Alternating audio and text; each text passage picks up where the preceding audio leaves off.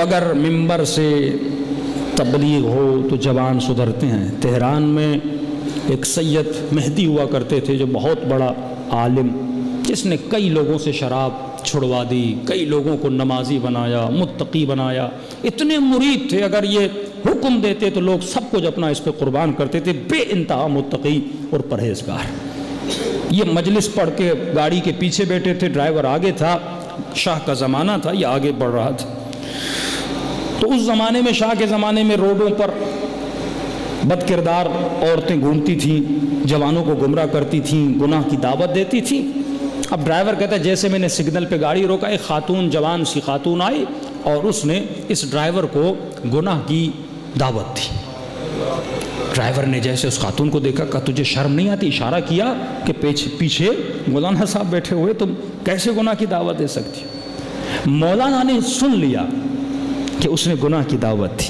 سید مہدی نے شیشہ نیچے کیا، اس خاتون کو اشارہ کیا، قریب آئی، کہا کہ اے خاتون، اللہ سے ڈرتی نہیں ہو، قیامت سے ڈرتی نہیں ہو، قبر سے ڈرتی نہیں ہو، کیوں اپنے وجود کو غلاظت میں مبتلا کر رہی ہو؟ ہاں، دنیا کی خاطر اپنی آخرت کو کیوں تباہ کر رہی ہو؟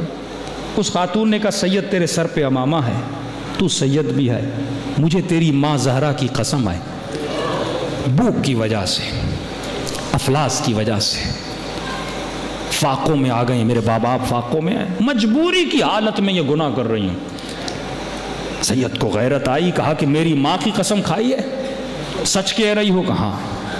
اسی وقت سید نے جیب سے لفافہ نکالا، کہا دیکھو ابھی جو مجلس پڑھ کے آ رہا ہوں یہ اس کا نیاز ہے، اس لفافے کے اندر ہے، میں نے رشوت لے کر یہ وہ کر کے نہیں کمایا، حسین کا نام لے لے کر یہ نیاز ملی ہے، میں یہ نیاز تجھے دیتا ہوں، مجھے پتا بھی نہیں اس کے اندر کتنے ہیں، یہ تم رکھ لو۔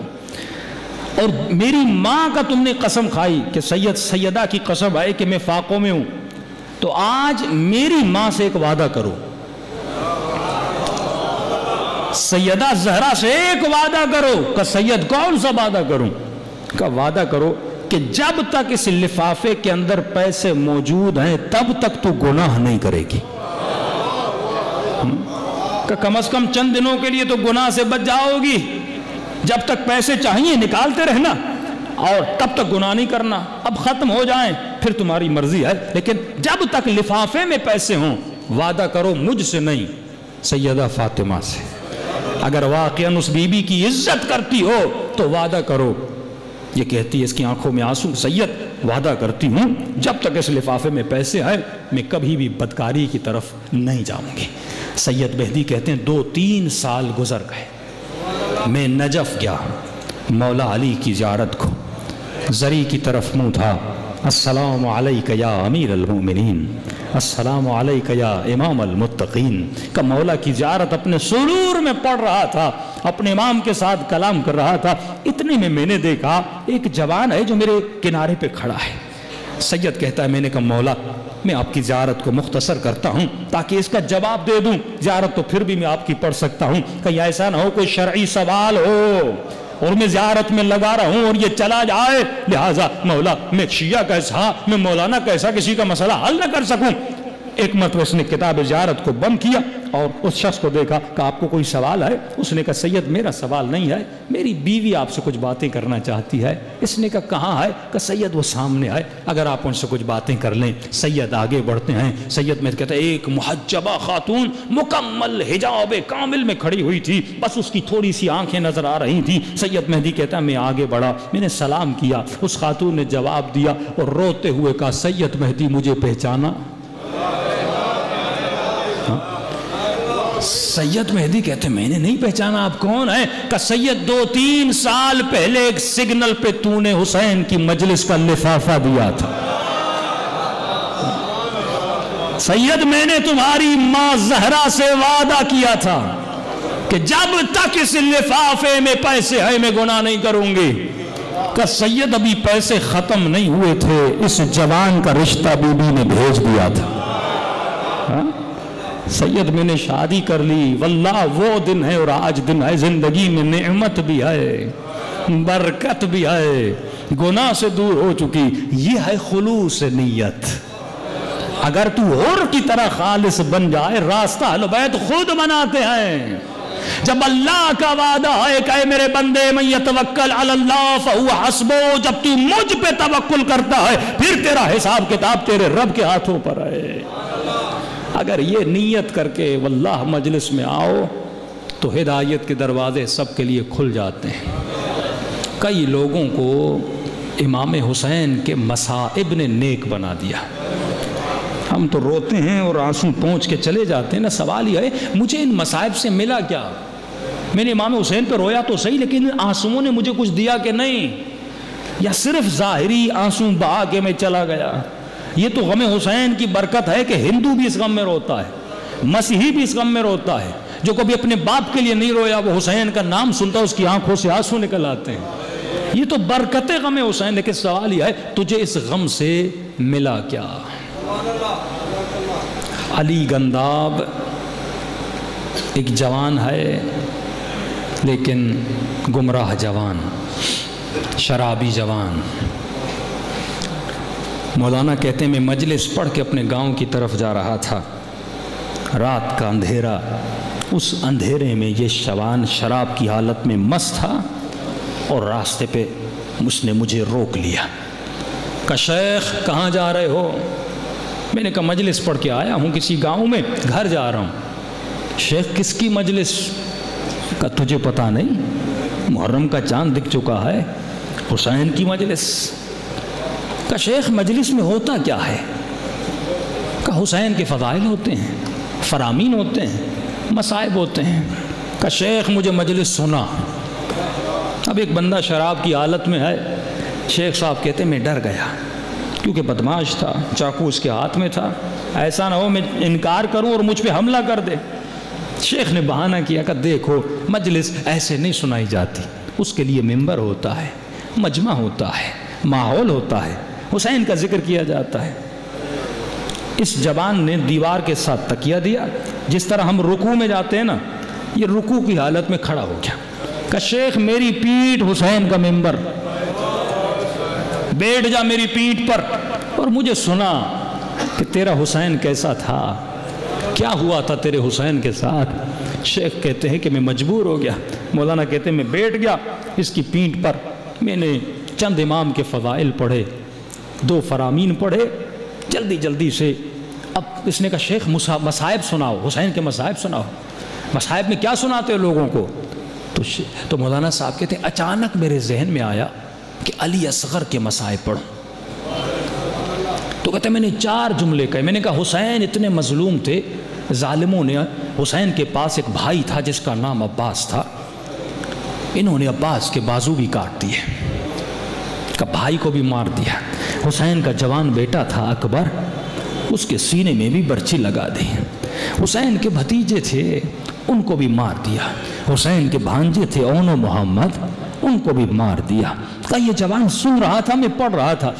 اب یہاں تک میں نے کہا کہ حسین کا ایک 6 مہینے کا بچہ تھا، پانی پلانے کے لیے گئے لیکن ظالموں نے اس بچے پر بھی رحم نہیں کیا۔ کہ اتنا کہنا تھا علی گنداب کا وجود کانپنے لگا، پورا ہلنے لگا کہ شیخ اتر جا۔ میں اتر آیا اور اس نے کہا حسین اتنا غریب تھا کہ انہوں نے 6 مہینے کے بچے کو بھی نہیں چھوڑا۔ کرے جس کے بھائی کو مار دیا، بیٹے کو مار دیا، 6 مہینے کے بچے نے کیا بگاڑا تھا؟ کہا یہ زار و قطار رونے لگا اور روتا ہوا چلا گیا۔ مولانا صاحب کہتے ہیں 2-3 دن ہوئے یہ شخص مجھے نظر نہیں آیا۔ میں نے اس کے رشتہ داروں سے پوچھا وہ علی گنداب کہاں ہے؟ انہوں نے کہا شیخ صاحب پتہ نہیں، اس رات گھر آیا پوری رات روتا رہا، صبح ہوئی کچھ کپڑے لیے اور صبح سویرے چلا گیا، ہمیں نہیں پتہ کہاں گیا۔ شیخ صاحب کہتے ہیں 2 سال گزر گئے، میں نجف گیا مولا علی کی زیارت کو۔ اس وقت کے بڑے مرجع آیت اللہ اصفہانی پیش امام تھے نجف کے، ان کے پیچھے نماز پڑھنے کا شرف حاصل ہوا۔ میں نے دیکھا قبلہ کے پیچھے ایک شخص کھڑا ہے جو نماز پڑھ رہا ہے۔ میں نے چہرہ دیکھا، چہرہ پہچانا ہوا تھا۔ جب غور سے دیکھا میں نے کہا یہ تو وہی علی گنداب ہے۔ جو اپنے شہر کا مشہور شرابی تھا، گنہگار تھا، میں آغا اصفہانی سے ملنے، میں نے کہا مولانا یہ کون ہے؟ کہا پتہ نہیں، 2 سال پہلے آیا تھا، پورے نجف میں اس سے بڑا کوئی نمازی نہیں، پورے نجف میں اس سے بڑا کوئی متقی نہیں، لوگ وقت نماز پہ آتے ہیں، یہ رات کے 2 بجے مسجد کوفہ میں جاتا ہے۔ کہا اتنا روتا ہے، اتنا روتا ہے، ہم نے نہیں دیکھا آج تک کوئی اتنا روئے، اور رو رو کے کہتا کیا ہے؟ کہ رو رو کے 1 گھنٹہ کہتا خدا میرا یہ گناہ معاف کر دے، میرا یہ گناہ معاف کر دے، اور اس کے بعد کہتا خدا اگر تو نے یہ گناہ معاف کر دیا میں فلاں گناہ کا کیا کروں گا؟ کہ پھر اس گناہ پہ روتا ہے، کہ گھنٹے گھنٹے مسجد کوفہ میں روتا ہے، یہاں کا سب سے بہترین نمازی ہے۔ یہ کہتا میں نے تعجب کیا، ایک وقت میں سب سے بدترین انسان تھا، آج بہترین انسان بن گیا۔ فرمایا میں کافی دن نجف میں رہا، رات نماز عشاء پڑھی، اچانک ایک طالب علم دوڑتا ہوا آیا، اس نے کہا اصفہانی وہ جو فلاں مجتہد ہے ان کی طبیعت بڑی خراب ہے، سکرات کا وقت ہے اور کنفرم ہے کہ آج رات وہ غالباً مر جائیں گے، تو ان کے گھر والوں نے کہا ہے کہ آغا کو کہو کہ اس کے لیے قبر کا بندوبست کریں۔ بہت اچھا مجتہد تھا اور وقت کا استاد تھا بہترین۔ اب ظاہر ہے جو مراجع کی قبریں ہوتی تھیں وہ حرم کے اندر کھودی جاتی نہیں، کوئی عام بندہ حرم میں دفن تو ہوتا نہیں تھا۔ انہوں نے کہا کیونکہ وقت کا بہت بڑا مرجع ہے، اس کی قبر کو علی کے دروازے پہ کھودا جائے، جہاں سے مولا کے حرم کے اندر جاتے وہیں زمین پر اس کی قبر کو کھودا جائے، اس سے بڑا مقام نہیں ملے گا۔ یہ وہ دروازہ ہے جہاں سے ملائک آتے ہیں، جہاں سے انبیاء کا ورود ہوتا ہے، جہاں سے مولا کے زائر آتے ہیں، ارے یہاں پہ اس کو دفن کیا جائے گا۔ کہ اسی رات قبر کو کھودا گیا، قبر کو تیار کیا گیا، صبح کی نماز ہوئی، نماز ہونے کے بعد آغا اصفہانی نے کہا کیا ہوا، خبر ہوئی کہ نہیں ہوئی؟ کہ مولانا اللہ نے بڑا کرم کیا، سکرات کا وقت تو تھا لیکن اللہ نے ان کو بچا لیا ہے، بالکل ٹھیک ہو گئے جیسے وہ کبھی بیمار ہوئے ہی نہیں تھے۔ آغا اصفہانی پریشان ہوئے، تم نے تو کہا مرنے کا مولانا، ہاں واقعی 99% چانسز تھے وہ مر جائیں گے، لیکن پھر اچانک ایسے ٹھیک ہو گئے کہ بات سمجھ میں نہیں آتی۔ اب یہ سوچ رہے تھے قبر تیار بھی کر لیا ہے، قبر کو کھود بھی لیا ہے، کیا کریں؟ اتنے میں ایک بندہ دوڑتا ہوا آیا، کہنے لگا مولانا علی گنداب جو ہے کافی دیر سے سر کو سجدے میں رکھا ہوا ہے، ہم نے آوازیں بھی دی ہیں لیکن آواز آ نہیں رہی۔ آغا اصفہانی دوڑے دوڑے گئے، بہترین نمازی تھا، اس کو اٹھانے کی کوشش کی لیکن دیکھا اس کی گردن ڈھلی، نبض کو چیک کیا تو سانسیں تو کب کی جا چکی تھی، حالت سجدہ میں حسین کی طرح روح پرواز کر چکی تھی۔ کہ مولانا کیا کریں؟ آغا اصفہانی کی آنکھوں میں آنسو آ گئے، کہنے لگا یہ قبر اس کے لیے نہیں کھودی گئی تھی، علی نے اپنے علی کے لیے کھدوائی تھی۔ کہ جلدی غسل دو، کفن دو۔ غسل دیا گیا، بڑی شان سے کفن پہنایا گیا، جنازہ اٹھایا گیا اور اس کو علی کے قدموں میں دفن کر دیا گیا۔ ایک مصیبت علی اصغر نے اس کے کردار کو پاک و پاکیزہ بنا دیا۔ دیکھیے نا، جب انسان کو سدھرنا ہو، بدلنا ہو تو ایک آنسو بھی انسان کو بدل دیتا ہے، لیکن اگر انسان خود کو بدلنا نہ چاہے میرے عزیز، لاکھ مجلسیں سنیں، لاکھ صحبت نبی نصیب ہو، لیکن پھر بھی وہ قاتل زہرا بن جاتا ہے۔ یہ تیرے اختیار میں آئے تو اپنے وجود کو کیسا بناتا ہے۔ فرمایا آ حسین کی مجلس میں، یہ مجلس تمہارے وجود کو بلند کرنے کے لیے ہے۔ 2 آنکھیں قیامت میں کبھی، فرمایا 2 آنکھیں کبھی بھی قیامت میں نہیں روئیں گی، ایک وہ آنکھ جو حسین پہ روتی ہے، دوسری وہ آنکھ جو اپنے گناہوں پہ روتی ہے۔ مجلسیں کریں لیکن واللہ اپنے محلوں میں دعائے کمیل، دعائے عرفہ، اہل بیت کا زندہ معجزہ ہے۔ اہل سنت کا بہت بڑا بزنس مین، اس کو دعائے کمیل دی، آدھا شیعہ ہوا۔ جب دعائے عرفہ امام حسین کی پڑھی پورا شیعہ ہو گیا۔ کہ مولانا یقین ہو گیا اتنی بڑی دعا، اللہ کی اتنی تعریف، اس انداز میں کوئی عام آدمی بات نہیں کر سکتا۔ یہ خزانہ اہل بیت نے آپ کو دیا ہے، لیکن میرے گھر میں خزانہ پڑا ہوا ہے، میں استعمال نہیں کرتا۔ کم از کم ہفتے میں 1 مرتبہ دعائے کمیل پڑھو، مہینے میں 1 مرتبہ دعائے عرفہ پڑھو، کم از کم مہینے میں 1 مرتبہ نماز شب پڑھو، اس میں دعائے ابو حمزہ سمالی پڑھو، تاکہ پتہ تو چلے اہل بیت تمہیں دے کر کیا گئے ہیں۔ چیزیں پڑھی ہیں لیکن ہم استعمال نہیں کرتے۔ امام سجاد فرماتے ہیں آدھی رات کا وقت ہے، پھپھی زینب اٹھتی ہیں، وضو کرتی ہیں، نماز پڑھتی ہیں، لیکن بی بی زینب کی اس نماز میں بڑا فرق تھا، کیونکہ جب بھی نماز پڑھی پورے سفر میں کھڑے ہو کر نماز پڑھی، کہ اب جب نماز پڑھنے لگیں تو بی بی زینب بیٹھ کے نماز پڑھنے لگی۔ امام سجاد نے کہا کہ پھپھی اماں بیٹھ کے نماز پڑھ رہی، کوئی تکلیف ہے؟ فرمایا سجاد میرے لال، زندان میں کھانا بہت کم آتا ہے، میں سارا کھانا بچوں میں تقسیم کرتی ہوں، اب زینب کے بدن میں طاقت نہیں کہ کھڑے ہو کر نماز پڑھے، جتنی طاقت ہے عبادت خدا میں مشغول ہے۔